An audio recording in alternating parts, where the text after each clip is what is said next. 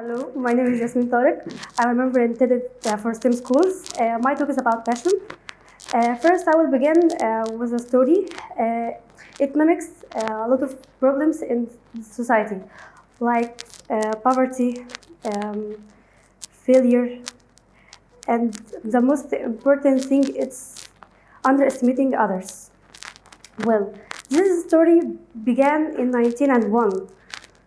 There was a boy born, and he was very little. When he was 4 years old, he liked to draw cartoon characters, and he improved his skills by painting his father's newspaper cartoon characters.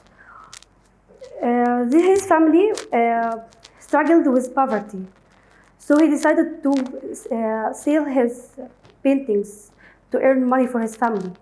When he was at school, he decided to tell his friends stories about cartoons, and he also shared in school's newspaper to draw cartoon characters. Now this young's dream is to become a newspaper artist. When his dream came true by working at Bisman Robin Study for Art, not a year passed when he was declined of justification being lacking of imagination. He didn't give up. However, he was declined by other companies. He followed his own passion. He wasn't all that sadness. He believed in his passion. So he went with his brother to New York to start his passion over again. And he saw a picture of Disney Bros for Studio for Arts. Now it's obvious that he is Walt Disney.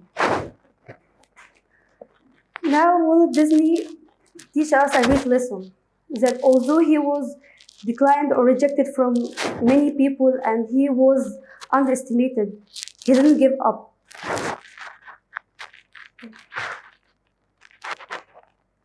Now, how do we know if we have passion? It is simply the willing of something, emotionally and practically. Like Samira Musa. Emotionally, her mother, illness of cancer, ate away at Samira Musa, that she wanted to help her. So she achieved her passion practically by becoming a scientist. According to time and different civilizations over the globe, the people's affection differ as well. Now, Japan after Hiroshima and Nagasaki. After Hiroshima and Nagasaki, Japan was totally damaged, and many people suffered from mutations and from the radiation. But people who survived, their passion was to overcome this disaster by building their country again, by using their science, souls, and the work of their country. Now, when you look at this, it's really damaging, but they didn't give up to become one of the greatest countries, and they are now developed. Okay, now we are going to have other scientists, which is really helpful to us. Now we also have our Greek scientist, which is Arabic. He is called Al-Hasan al-Harbi. He was brilliant at mathematics, anatomy, medicine, astronomy, and psychology. He didn't concentrate at only one field, but his passion of knowledge made him one of the greatest scientists we have ever known. Now we have our brilliant brain. We already know that our brain is the controller of our life, and too many processes occur inside it. One of these processes, which is called hedonic adaptation. Now, what is the function of hedonic adaptation? It returns us to our set level mean of happiness. This is the normal level of happiness. If we have a great situation of happiness or a serious sadness, it returns us to the main state. But how is it related to passion?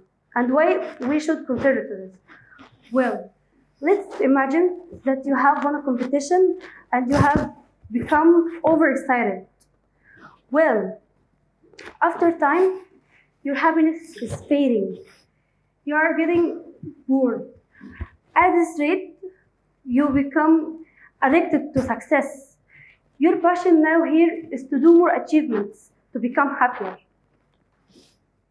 Well, many people mistaken at a point that when you have the, the skill, you will have a developed life and you will be happier. But actually it's wrong. The most important thing and nearly 100% that you should have is passion, regardless having this skill or not. It depends on your passion. If you have passion, you will be able to do anything. And always remember, this is equation. Development equals passion plus work.